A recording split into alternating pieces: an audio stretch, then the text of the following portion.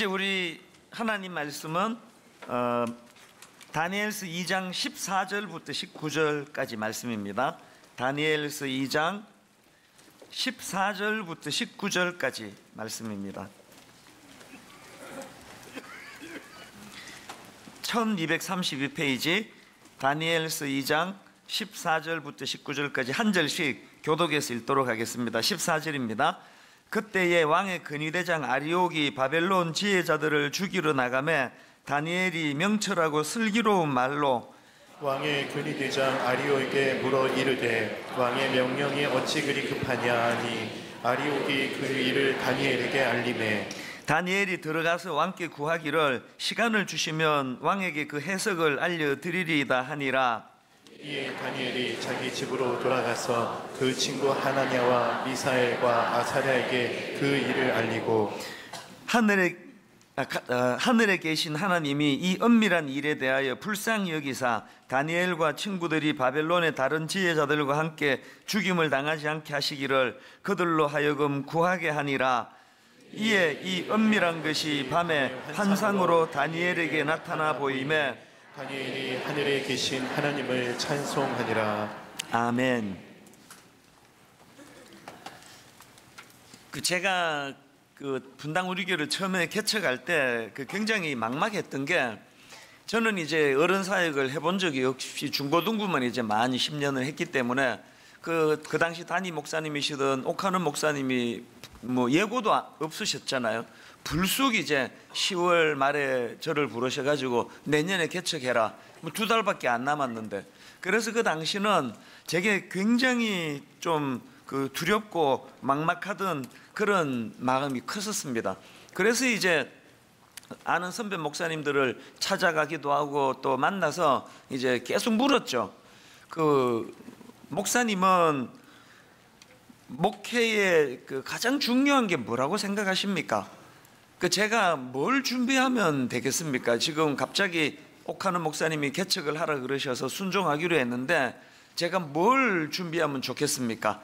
그렇게 이제 여러분들한테 제가 질문을 던졌는데 그 답이 다 다른 거예요. 어떤 목사님은 설교에 목숨을 걸어야 된다. 목회는 설교다. 그렇게 말씀하시는 분이 계시고요. 또 어떤 분은 설교보다 더 중요한 게 목회는 관계다. 대인 관계를 잘 맺어가지고 그 사람들의 마음을 헤아려 줘야 된다. 그런 분이 계시고, 또 목회는 상담이다. 뭐 이런 분도 계시고요. 심지어는 목회는 돈이다. 그런 분도 계셨어요. 돈이 있어야 목회를 한다. 뭐 저보고 뭐 어떡하라고 그 얘기를 하는지, 뭐 은행을 털라는 건지, 뭐 어차피 돈을 뭐 어떻게 마련하겠습니까? 뭐 여러 각도로 이제 또 어떤 목사님은 목회는 인격이다. 인격이 제일 중요하다. 뭐 그런 말씀도 하시고요. 그래서 들으니까 자꾸 더 헷갈리는 거예요. 뭐가 진짜 목회의 본질이고 그 목회에서 제일 중요한 게 뭔가, 그런 이제 헷갈리는 생각을, 또 이제 목회의 방향을 어디다 둬야 되는지를 잘 모르고 있던 그 즈음에 그때 제가 성경 한 구절을 발견했는데요. 디모데전서 2장 1절 말씀입니다. 그러므로 내가 첫째로 권하노니 모든 사람을 위하여 간구와 기도와 도고와 감사를 하되. 여러분이 다 아시겠지만 이 디모데전서는 목회 서신입니다.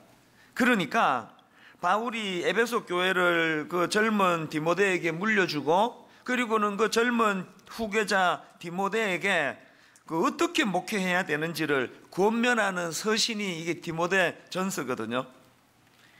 옥하는 목사님이 이제 저보고 교회를 개척하라고 그러시고, 이제 목사님은 이제 몇 년 은퇴하시고, 그러면 이제 화요일 오후만 되면은 저에게 전화를 주시는 거예요. 그게 참 목사님이 그 생각이 깊으신 분이에요. 월요일 날은 이제 또 쉬어라고 월요일 날을 전화를 안 주시고 꼭 화요일 날 또 오후에 주세요.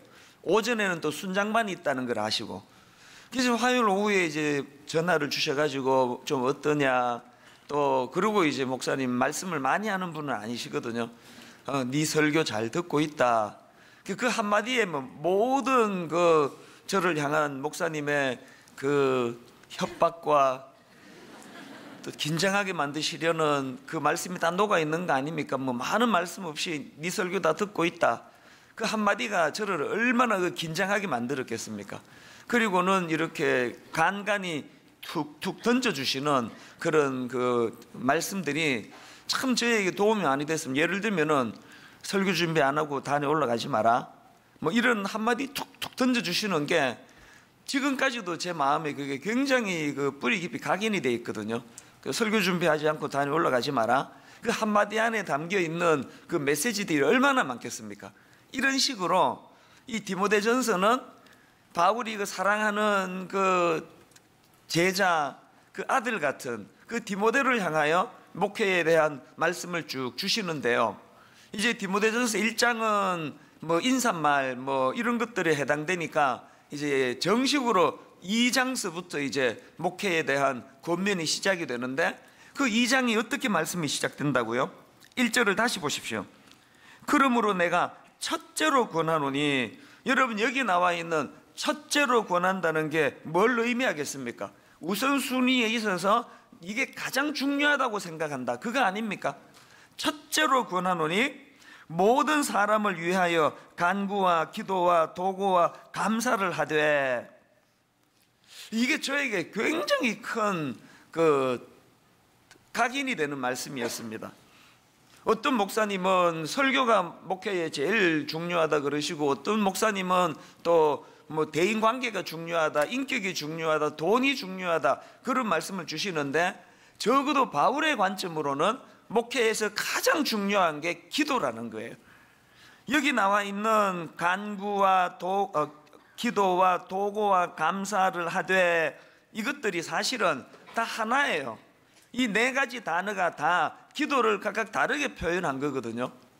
제가 그 주석을 찾아보니까 맨 먼저 나오는 간구는 이 긴박한 상황에 놓인 개인이나 회중이 하나님께 호소하는 것에 초점을 둔 차원의 기도고요. 그런가 하면 두 번째 나오는 기도는 그냥 우리가 아는 일반적인 그 모든 기도를 통칭하는 차원에서의 표현이라 그러고요. 세 번째 나오는 도고는 이게 중보기도예요. 요즘에는 이제 오직 중보기도는 주님만이 하실 수 있기 때문에 중보기도라는 용어보다는 중보적인 기도, 이 표현을 더 많이 쓰는데, 어쨌든 여기 나오는 도구는 그런 중보적인 기도를 말하는 거고요. 마지막 네 번째 감사는 그야말로 하나님 은혜를 생각하며 감사로 드리는 기도를 이렇게 표현했다는 거예요. 이 네 단어가 다 기도와 관계되는 건데, 그런데 첫째로 권하노니, 가장 우선순위에 있어서 가장 중요한 것이라고 하는 것이 이 기도라는 게, 기도.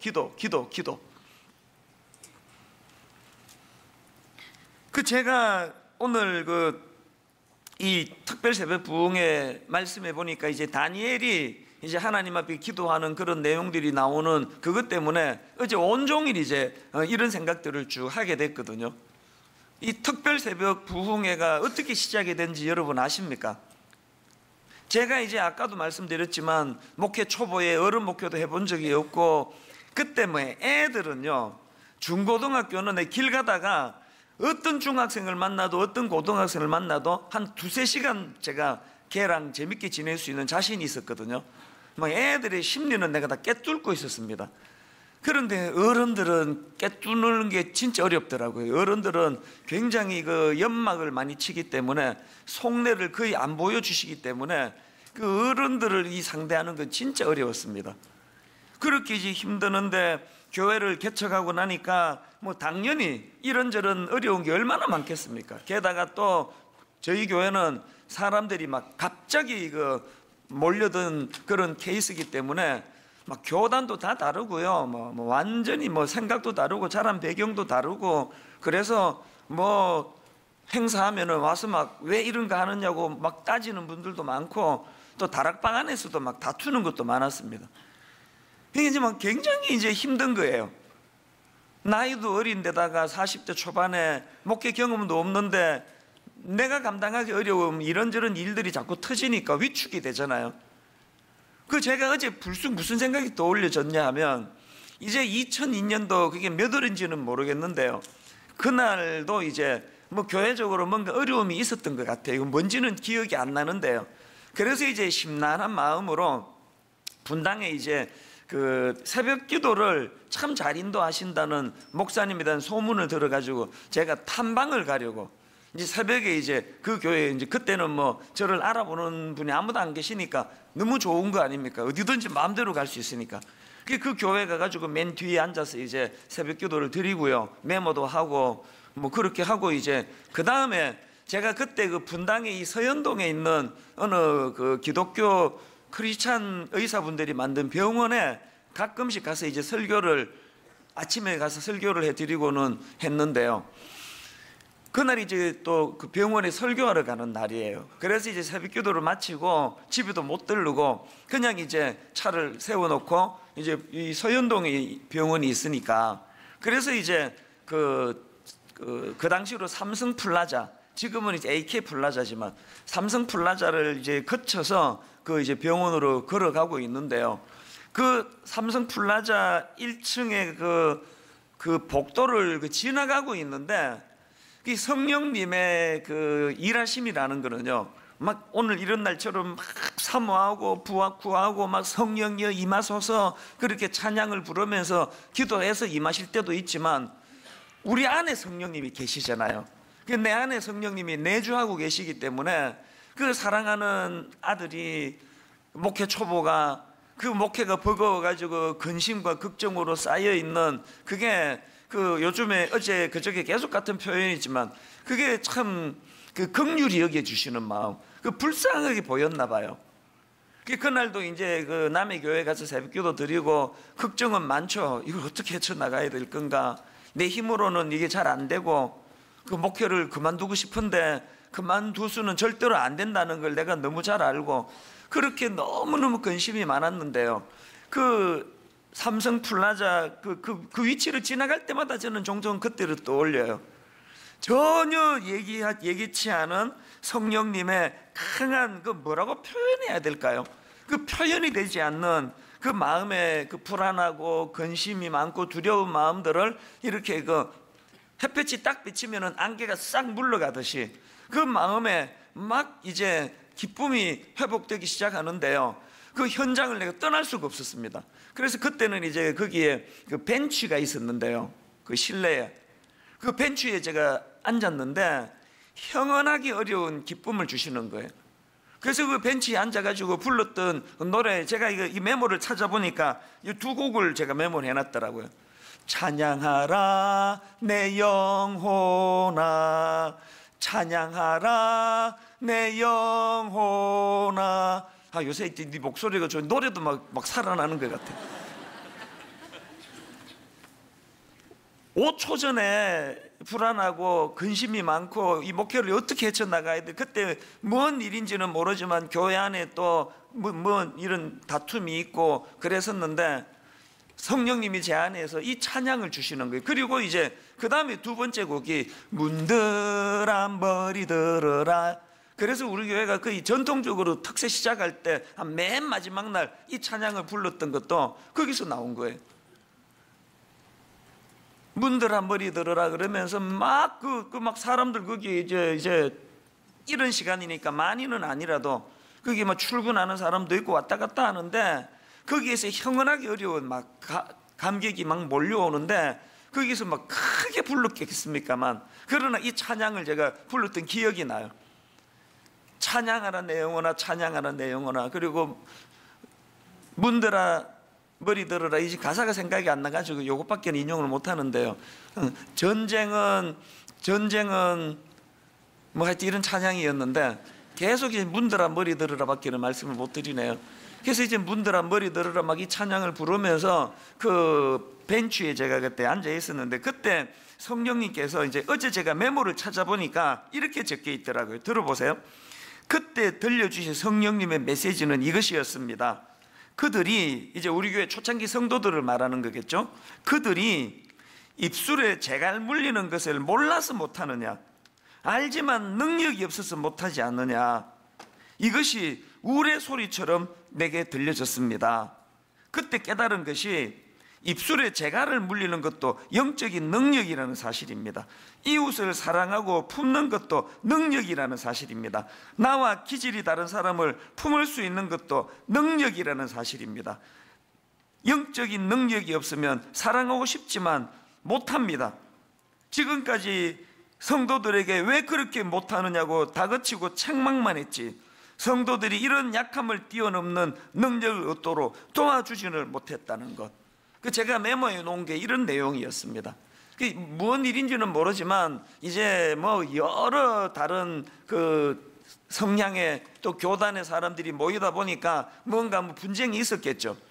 이런 부분에서 이제 성령님이 그 삼성 플라자에서 제 마음속에 알지만 능력이 없어서 못하는 걸 계속 니는 그냥 그렇게 하면 안 된다 안 된다 이런 말만 하고 있다는 그 깨달음을 저에게 주셔가지고요. 그래서 제가 그 자리에서 하나님 앞에 무슨 기도를 드렸냐 하면 그 벤치에서요, 주님, 오늘 이후로 분당 우리 교회는 영적인 능력을 공급하는 교회가 되겠습니다. 기도하는 교회가 되겠습니다. 그래서 시작한 게 특별 새벽 부흥회예요. 여러분, 그때 시작된 특별 새벽 부흥회, 제 기억으로 1차 특별 새벽 부흥회가 며칠 했는지 아십니까? 60일 했습니다. 60일. 원래 40일 새벽 기도로 작정은 해놨는데요, 9월 20일인가 추석 지나고 9월 20일부터 40일을 작정해놨는데 8월 말에 삼성 플라자에서 이 강력한 은혜를 내게 주셔가지고 그 다음날 설교 예배 시간에 선포해버렸습니다. 9월 20일까지 기다릴 게 뭐 있습니까? 우리 내일부터 합시다. 주일 지나고 바로 시작을 해서 60일간은 했거든요. 60일을 진짜 소리를 많이 질렀거든요. 막 고래고래 소리 지르고 성대 결절 오고, 하여튼 내 인생은 목회 시작하고 지금까지 따라다니는 게 성대 결절이에요. 계속 목 상하고 그러면서 새벽마다 그렇게 시작을 했단 말입니다. 제가 특별 새벽 부흥회를 생각을 하면은 너무너무 감사한 게요, 얼마나 많은 이 기도의 역사가 일어났는지 아십니까? 병이 떠나가는 일, 특별히 우리 이 새벽 부흥회는 가정이 회복되는, 이혼하려고 했던 가정들이 제가 하는 것만으로 손으로 꼽을 수 없을 만큼 이 새벽 부흥회를 통해서 가정이 회복이 되고요. 그리고 잊혀지지 않는 한 기억은요, 아예 이혼을 했습니다. 그 가정은 남편이 가슴 아프게도 외도를 했어요. 그래서 이제 이 아내가 그걸 견딜 수가 없어가지고 이혼을 한 상태예요.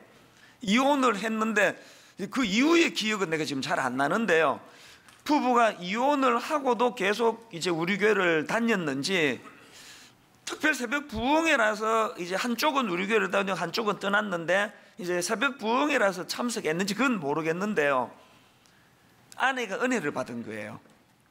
그래서 이제 그 남편을 용서하기로 하고, 내가 너무 감동적이었던 게 새벽 부흥회가 끝나던 마지막 토요일 날, 그때가 뭐 40일을 했는지 30일을 했는지 모르겠지만 새벽 부흥회 끝나고 토요일 날 옆에 있는 제 방에서 두 분의 재언약식을 했습니다. 재결합, 제가 진행을 맡아가지고, 그래서 남편은 다시는 그런 부끄러운 자리에 빠지지 않기로 아내에게 다짐을 하고, 아내는 모든 지난 시간들을 다 듣고 그렇게 하나가 되는 것으로, 그리고 부부가 그렇게 해서 다시 재결합을 했어요. 이혼한 가정이. 이런 놀라운 역사들이 이번 이 특별 새벽 부흥회를 통해서 많이 일어났거든요. 어제 제가 이런 것들을 쭉 정리하면서, 요즘에는 막 이제 수면이 당연히 부족하니까 몽롱한 가운데도 너무너무 가슴이 벅차더라고요. 제가 오늘 이렇게 말씀을 시작하는 거 아까도 말씀드렸지만, 여러분 이번 특별 새벽 부흥회 때 이 역사와 전통이 이어져서 이번 부흥회 때 병이 떠나가는 역사가 일어나기를 바랍니다. 이번 새벽 부흥회 때 저처럼 마음은 심란하고 져야 되는 짐은 너무 무거운데 감당하기가 어려워서 온 마음이 근심과 염려와 두려움으로 꽉 차 있어 그 삼성 플라자를 지나가는 것과 같은, 저 같은 그 당시에 그 두려운 마음이 엄습해 있는 분이 계시다면 저에게 임하신 성령님이 이 새벽에 여러분에게도 임하게 될 줄로 믿습니다. 가정에 어려움이 있다면 회복이 일어나고, 이혼하려고 어려움 속에 있는 가정들마다 놀라운 회복의 역사가 일어나기를 바랍니다. 이런 여러 가지 일들이 일어나기를 바라는데, 그 모든 것들이 가능한 공통된 통로가 기도라는 통로라는 거예요. 자, 오늘 말씀을 이제 이런 맥락으로 풀어나가려고 하는데요. 어제 말씀드린 것처럼 이제 다니엘에게 위기가 찾아오지 않았습니까? 다니엘 2장 13절에 왕의 명령이 내림에 지혜자들은 죽게 되었고 다니엘과 그의 친구들도 죽이려고 찾았더라. 이런 절박한 위기가 찾아오니까 다니엘이 이제 16절에서 시간을 좀 달라. 그러면 내가 왕의 그 꿈을 해석해 주겠다. 그렇게 제안하고는 17절, 이에 다니엘이 자기 집으로 돌아가서 그 친구 하냐냐와 미사엘과 아사나에게 그 일을 알리고, 이제 여기까지가 어제까지 살펴본 내용 아닙니까? 지금 이제 바로 그 다음 18절에 보니까 그 절박하고 다급한 상황에서 다니엘이 그 친구들을 왜 찾아갔는지에 대한 이유가 이제 나오는데요. 18절 우리 같이 한번 읽어보시겠습니다. 시작. 하늘에 계신 하나님이 이 은밀한 이에 대하여 불쌍히 여기사 죽임을 당하지 않게 하시기를 그들로 하여금 구하게 하니라. 그 절박한 상황에서 다니엘이 딴 데 안 찾아가고 친구를 찾은 거는 한마디로 말하면 친구들에게 중보기도 부탁하러 간 거예요. 지금 이런 위급한 상황이 왔다, 기도하자 우리. 이게 중요한 포인트예요. 여러분 그 다니엘 1장을 보실 때 다 아시지만 그는 최소로 그 열흘 동안의 테스트를 거쳐가지고 왕의 신임을 받던 그런 상황 아닙니까? 그리고 또 다니엘 1장 20절에 보니까 왕이 그들에게 모든 일을 묻는 중에 그 지혜와 총명이 온 나라 박수와 술객보다 10배나 나은 줄은 아니라. 한마디로 말해서 다니엘은 지혜와 총명이 10배, 그러니까 머리 팍팍 돌아가는 사람이에요. 이 멍청한 사람 아니에요. 머리가 막 10배로 잘 돌아간다. 솔직히 우리도 뭐 어지간하게 머리 잘 도는 사람 아닙니까? 우리 뭐 머리 안 도는 사람 누가 있습니까? 머리 팍팍 잘 돌아가는데 이런 우리보다 10배나 머리가 잘 돌아가는 게 그게 다니엘이라면 그 막 머리 팍 굴리면서 답 찾을 게 많을 거 아닙니까? 그 모든 걸 뒤로 하고 친구에게 가서 기도를 하자고 권면하는 이 모습에서 뭘 배워야 되겠느냐는 거예요.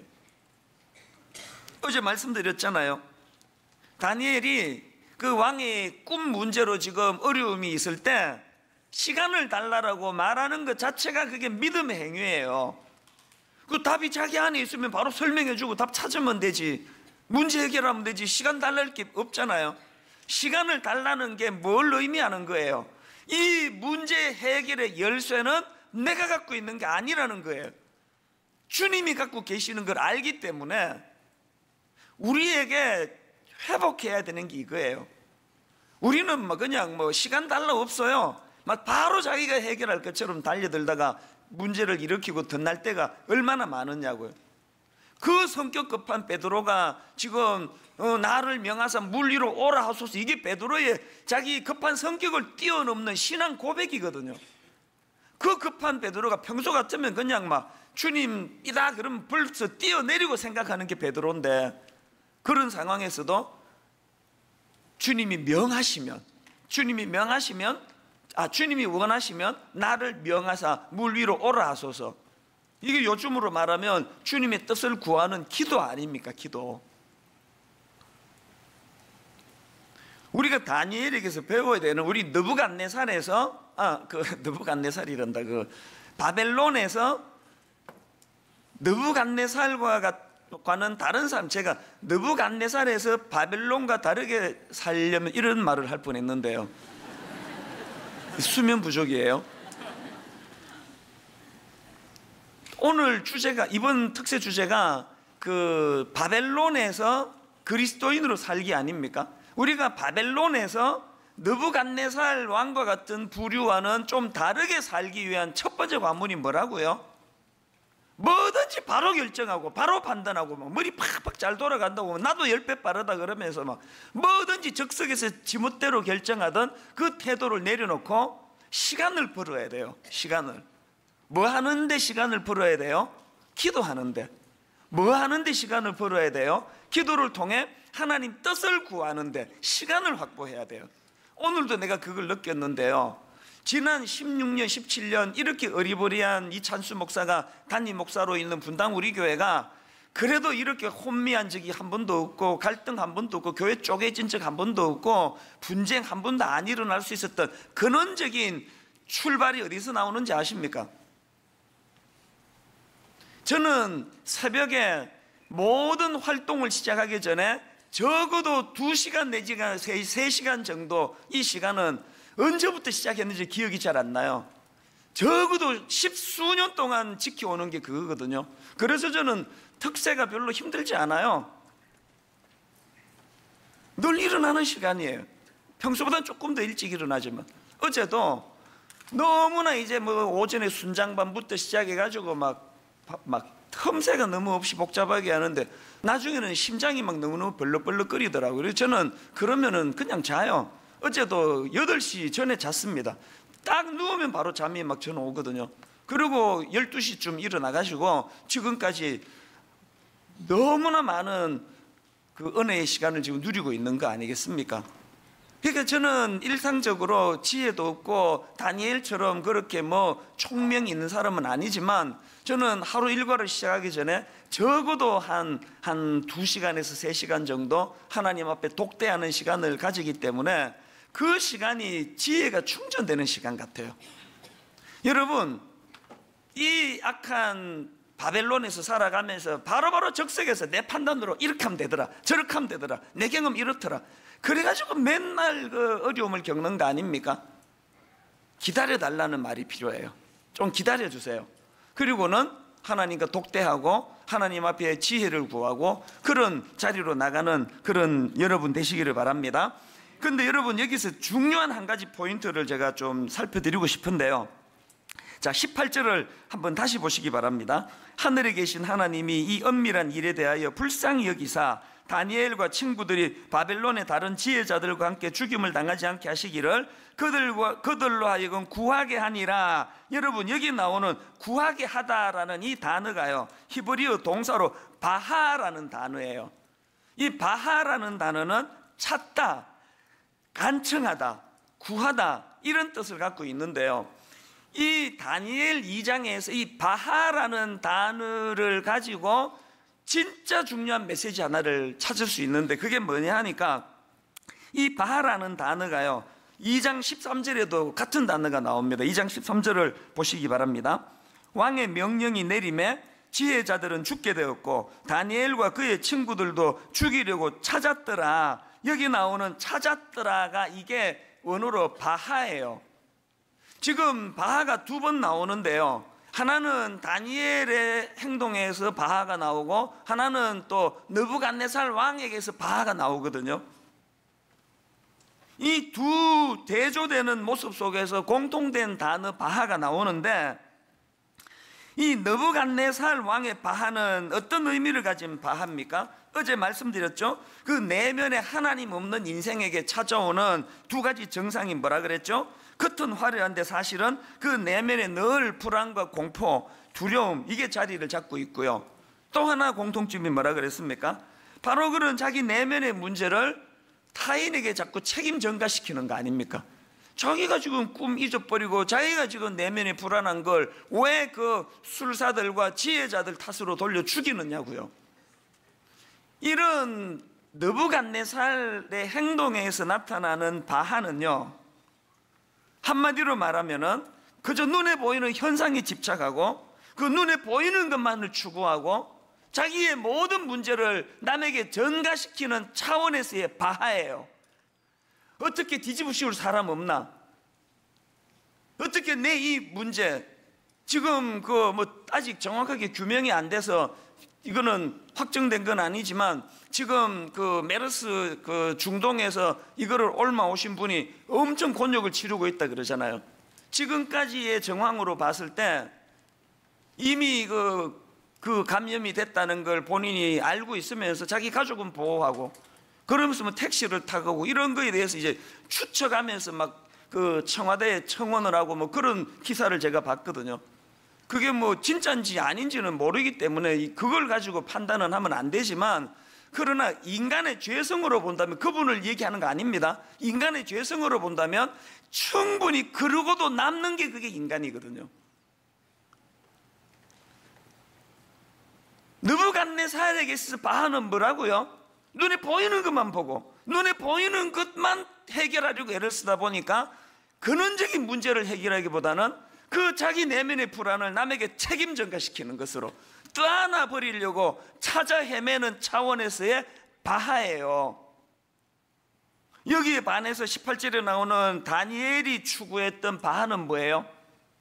그런 눈에 보이는 현상 이것만이 아니라 이 눈에 보이는 현상 너머에서 일하고 계시는 하나님을 보는 깊은 눈이 있었기 때문에 그 세상, 보이는 세상 너머에 계시는 하나님을 찾는 차원에서의 행동이 바하예요. 바하. 이게 다니엘의 바하예요. 오늘 저는 여러분에게 심각하게 질문을 합니다.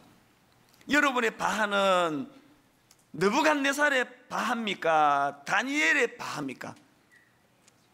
그렇게 교회를 오래 다니고 있으면서도 그저 보이는 것만 보고 그냥 보이는 사람들의 현란한 것만 부러워하고 자기 내면의 불안을 꼭 누군가에게 전가시킬 희생양 없느냐고. 우리나라는요, 마녀 사냥 사회예요. 우리나라는 누구 하나 걸렸다 그러면은 그건 끝장 볼 때까지 그냥 마녀 사냥을 하고 있는 거 아닙니까? 이게 느부갓네살의 바하예요. 이게 가슴 아프게도 오늘 교회 안에 이런 느부갓네살의 바하가 얼마나 많은지 아시죠? 다락방에서 누구 하나 딱 찍혔다 그러면 그 사람은 이제 느부갓네살의 집중 공격을 받는 이런 왕따가 되는 거 아닙니까? 정직하게 대답해 보세요. 여러분의 바하는 느부갓네살식의 바하입니까? 다니엘식의 바하입니까? 특별 새벽 부흥회 왜 합니까? 우리는 죄성을 가지고 있어서 항상 내면의 불안과 두려움을 근원적인 문제를 해결하지 않으려고, 근원적인 치료를 하려고 그러지 않고 누군가에게 덮어씌우고 책임 전가시키고 네 잘못이라는 식으로 그런 문제 해결에 익숙한 우리가 이런 새벽 부흥회를 통해 체질이 어떻게 개선된다고요? 다니엘의 행동에서 발견되는 바하로 바꾸자는 거예요. 이게 기도입니다. 예수님이 공생의 내내 기도의 모범을 보여주셨는데요, 몇 가지 사례만 들어볼게요.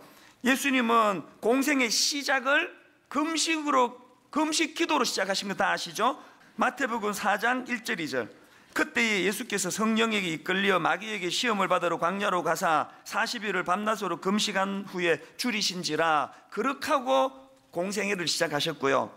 그런가 하면은 12제자를 택하시기 전에 밤을 지새우며 기도하셨습니다. 누가복음 6장 12절 13절. 이때에 예수께서 기도하시러 산으로 가사 밤이 새도록 하나님께 기도하시고 밝음에 그 제자들을 부르사 그 중에서 12를 택하여 사도라 칭하셨으니, 예수님은 죽은 나사로를 살려내시는 과정에서도 기도가 있으셨습니다. 요한복음 11장 41절 42절. 돌을 옮겨놓으니 예수께서 눈을 들어 우러러 보시고 이르시되 아버지여 내 말을 들으신 것을 감사하나이다. 항상 내 말을 들으시는 줄을 내가 아나이다. 그러나 이 말씀하옵는 것은 둘러선 무리를 위함이니 곧 아버지께서 나를 보내신 것을 그들로 믿게 하려 함이니이다.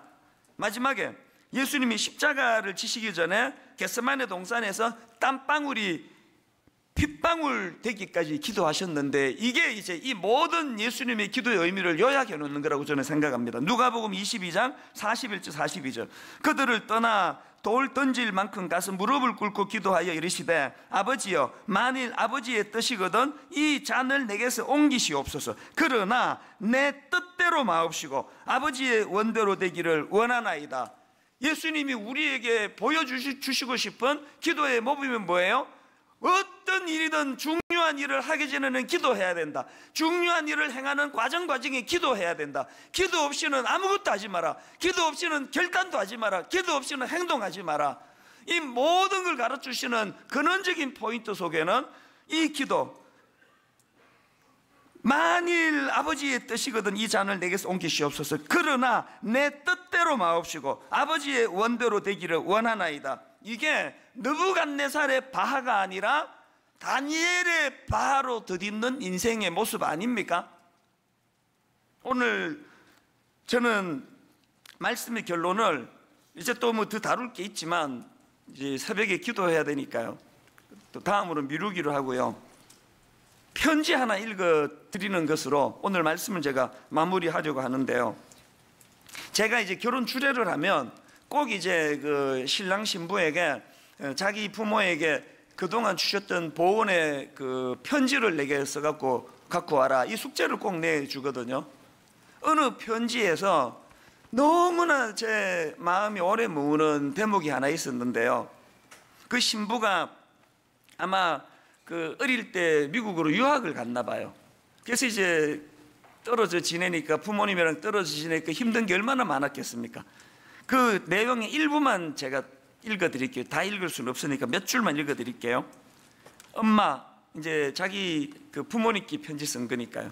엄마, 2011년 제가 뉴욕에서 아침 일찍 전화했던 날 기억하세요?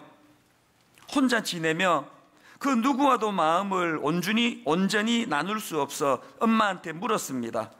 아마 이제 이 자매가 그때 좀 심란하고 복잡한 일이 있었던 것 같아요. 그래서 이렇게 자기 엄마한테 질문했습니다. 엄마는 너무 힘들 때 아빠한테도 우리한테도 할머니한테도 말할 수 없을 때는 어떻게 해요? 그랬더니 엄마가 울면서 하시는 말씀이, 그래서 엄마는 기도해 인경아 라고 말하셨어요. 엄마, 저는 그날 엄마의 말씀으로 인해 하나님을 더욱 믿고 엄마의 신앙을 더욱 본받고 싶어졌어요. 저는요, 그 편지 읽다가 요 한 대목이요. 엄마는 너무 힘들 때 아빠한테도 우리한테도 할머니한테도 말할 수 없을 때 어떻게 해? 그 엄마가 전화로 하신 것 같긴 한데요, 울면서 하시는 말씀이, 그래서 엄마는 기도해. 오늘 설교 제목을 이렇게 잡았습니다. 그래서 엄마는 기도해. 그저 바벨론에서 느부갓네살 왕의 그 방식에 익숙해가지고 늘 불안한데, 늘 두려운데 책임 전가나하고 또 그 바벨론식의 방식에 익숙해가지고 생각할 겨를도 없이 내 경험으로, 내 지식으로, 내 지혜로 바로바로 일을 처리하던 우리지만, 여러분, 우리가 자녀들에게 보여줄 수 있는 모범이 뭐예요?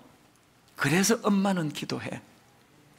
여러분, 여러분의 자녀들이 오랜 시간이 지나고 시집장가 갈 때 우리 엄마에게서, 우리 아빠에게서 30년 사는 동안 가장 고마웠던 한 대목이 있다면, 그래서 엄마는 기도해, 이거 가르쳐 주시는 거였어요.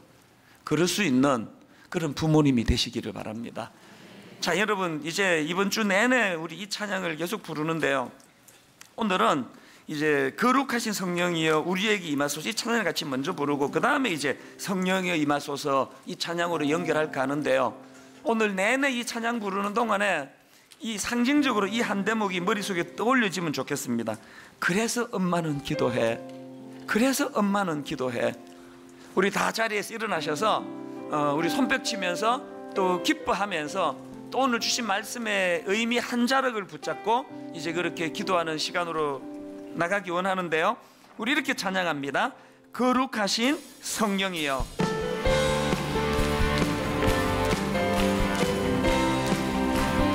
거룩하신 성령이여. 거룩하신 성령이여 우리에게 임하소서. 우리에게 임하소서. 성령의 불로 오셔서 세상 헛된 마음 태우소서. 우리가 간절히 사모해야 됩니다. 손 들고 주를 바랄 때 성령이여, 성령이여, 성령이여 임하소서. 자, 여러분, 아까 말씀드렸던 거요, 성령님은 어디 멀리 출장 가셨다가 우리가 막 이 시간 부르짖으면 그렇게 달려오시는 게 아니에요. 오해하시면 안 됩니다. 내 안에 계세요. 그래서 우리가 막 어떤 문제를 가지고 막 부르짖고 성령이 임하소서 기도도 해야 되지만요, 일상 속에서 그분이 내 안에 계시기 때문에 그분을 근심케 하는 죄된 요소를 몰아내고 나면은 삼성 플라자로 가면서 저는 성령께 구하지도 않았고요, 그냥 근심만 하고 있었을 뿐이에요. 목회를 이거 어떻게 해야 되나, 이 문제 어떻게 풀어야 되나, 그냥 걱정만 많았을 뿐이에요. 내 안에 계시는 성령님께서 전혀 제가 의도하지도 않고 구하지도 않았는데, 그것도 교회도 아니고 백화점 그 1층을 지나가고 있는데 긍휼히 여기시는 그분이 저 안에 주시는 말씀과 메시지가 오늘 분당 우리 교회 큰 목회의 방향을 잡는 건 다 그렇게 나온 거예요. 40일 작정하고 얻은 것들도 40일 작정하고 얻은 거 없습니다. 기도하다가 구한 것도 물론 많이 있지만 여러분이 두 가지를 마음에 담고 기도하셔야 찬양 불러야 되는데요, 성령님을 근심하게 만드는 죄된 것들을 주님이 이 시간 다 내쫓아 주시기를 바랍니다.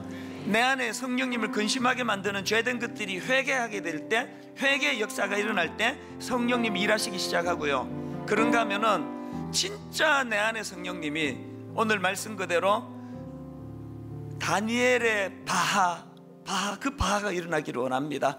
우리 한번 이 찬양 손뼉치면서 큰 소리로, 그러면서 마음에 사모하면서 아버지 내 안에 거룩이 회복이 되기 원합니다. 거룩하신 성령이여, 우리 다시 한번 찬양하시겠습니다.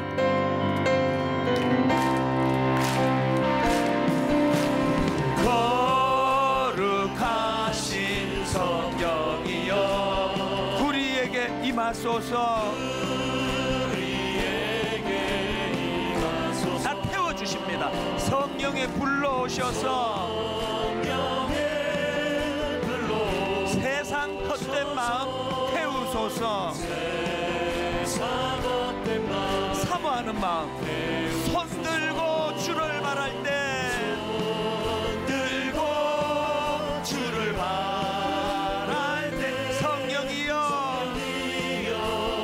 성령이여 성령이여 성령이여 임하소서. 거룩하신 성령이여 거룩하신 성령이여 우리에게 임하소서.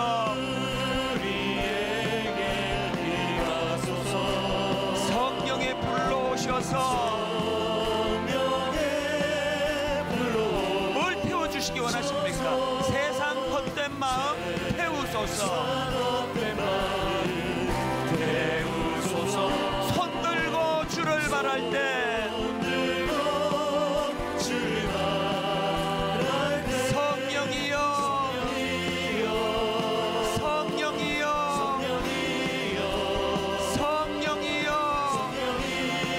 임하소서. 성령이여 임하소서. 메마른 나의 심령 위에, 메마른 나의 심령 위에 주님의 은혜의 담비 내려 날 흠뻑 적셔 주옵소서. 주의 권세, 주의 능력 언제? 지금 이 시간 임하셔서 악한 권세 모두 깨뜨리고 주님 나라 임하소서. 여러분 준비되셨습니까? 영광 할렐루야 할렐루야. 예수의 그 피가 내게 승리 주네, 구원이 되시네. 영광 영광 할렐루야. 예수의 이름이 능력되네, 소망이 되시네. 성령이여 임하소서. 성령이여 임하소서. 어디에? 메마른 나의 심령 위에 주님의 은혜의 담비 내려 날 흠뻑 적셔 주옵소서. 주의 권세, 주의 능력 언제? 지금 이 시간 임하셔서 악한 권세 모두 깨뜨리고 주님 나라 임하소서. 아멘. 영광 영광 할렐루야. 예수의 그 피가 내게 승리 주네, 구원이 되시네. 영광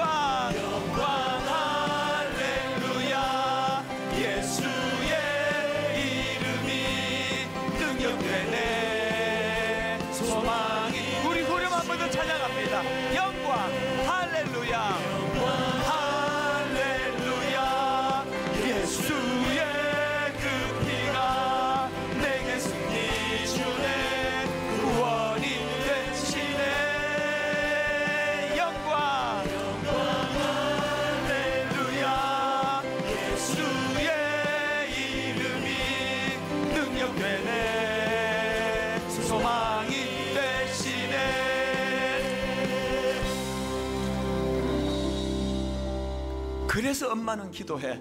그래서 엄마는 기도해. 우리 아이들에게 각인될 수 있는 그 한마디, 그래서 엄마는 기도해. 그래서 아빠는 기도해. 하나님이 이제 오늘 다니엘에게서 배우는 뭐든지 적극적으로 지멋대로 결정하고 지멋대로 판단하는 인생이 아니라 우리는 결제받아야 될 주인이 계시는 인생이기 때문에 시간을 벌고, 그리고 친구들에게 기도를 부탁하면서 그렇게 아버지 하나님의 뜻을 헤아리는 기도를 통해 내 인생의 모든 문제를 풀어나가겠습니다. 그런 결단을 하는 시간 되기를 원합니다. 오늘 저를 따라 큰 소리로 선포하고 주님 이름 3번 부르고 기도하기 원합니다. 이렇게 선언합니다. 주여 은혜를 주옵소서. 주여 은혜를 주옵소서. 주여 은혜를 주옵소서. 주여 은혜를 주옵소서. 그 주인 되시는 주님 이름 3번 부르고 기도합니다. 주여 주여 주여.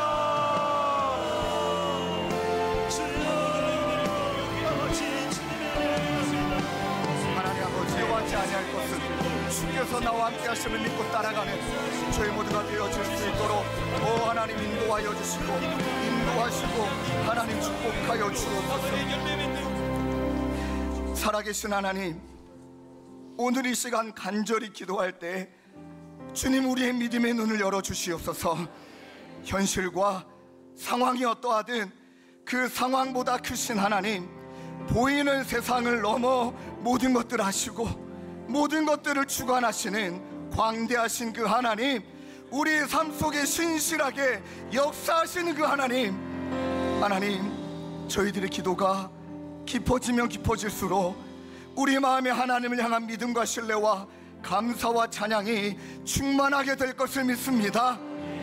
하나님, 때로는 우리의 기도의 시작은 탄식과 눈물과 아픔의 고백일 수 있지만 주님, 기도의 중간은 하나님의 인재를 경험하게 될 것입니다.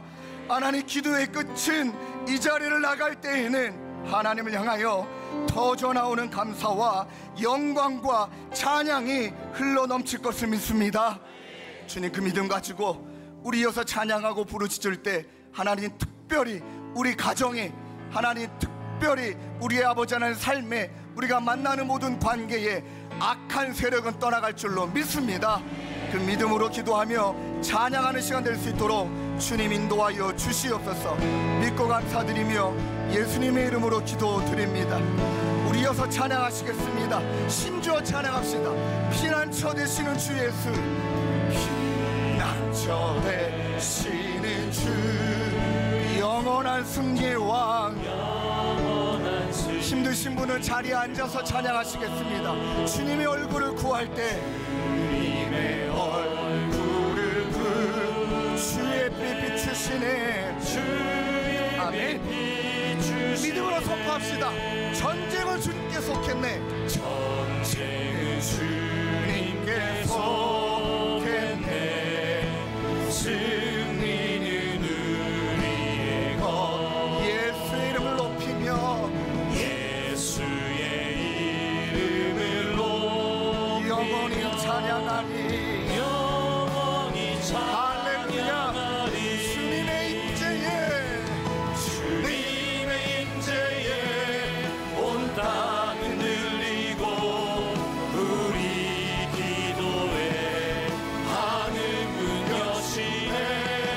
온 민족과 열방 주께 경배해 영원히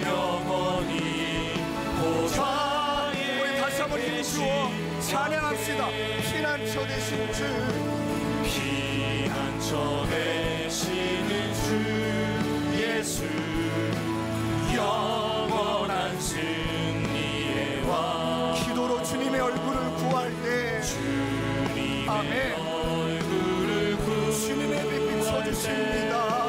주의 빛 믿음으로 선포해야 됩니다. 전쟁은 주님께 속했습니다. 전쟁은 주님께 속했네. 승리는 우리가 아는 것은 주님을 찬양하는 것입니다. 예수의 이름으로 영원히 찬양하리. 찬양하리 주님의 인재에 온 땅은 들리고 우리 기도에 하늘문 여시네 온 민족과 열방 아멘 열방 주께 경배해 영원히 보자 선포합시다. 주님의 인재에 우리의 온 땅이 들리고 주님의 인재에 온 땅은 들리고 우리 기도 하늘문을 여시네 아멘 온 민족과 열방 주께 경배해 영원히 보좌에 계신 관계. 우리 마지막 다시 한번 힘줘 기도하기를 원합니다. 나 자신을 넘어 가정과 나라와 민족과 열방을 위해서 기도할 때 여러분 한 가지 기억하셔야 됩니다. 사탄이 가장 싫어하는 것이 우리가 은혜 받는 것이고 이 세상이 하나님께 속하도록 하나님께 이끌어가는 것 사탄이 제일 싫어합니다. 여러분 걱정 마십시오. 전쟁은 하나님께 속하였음을 믿습니다. 그러하기 때문에 이 시간 다시 한번 우리 주여 한번 뜨겁게 붙들고 기도할 때 하나님이 인재 가운데 다니엘의 바하 기도의 자리에서 더 간절히 구할 때 하나님께서 우리의 기도의 지경을 넓혀 우리의 기도를 통하여 이 나라와 열방을 품으시고 하나님이 하나님 되심의 은혜를 하나님이 하나님 되심의 영광을 돌리는 우리 모두가 되게 하여 주시옵소서. 우리 나라와 열방과 가정 위해 기도하시고 이어서 여러분들의 개인 기도 제목 가지고 그 자리에서 뜨겁게 기도하시겠습니다. 우리 주님 이름 한번 뜨겁게 부르짖고 기도의 자로 나가겠습니다.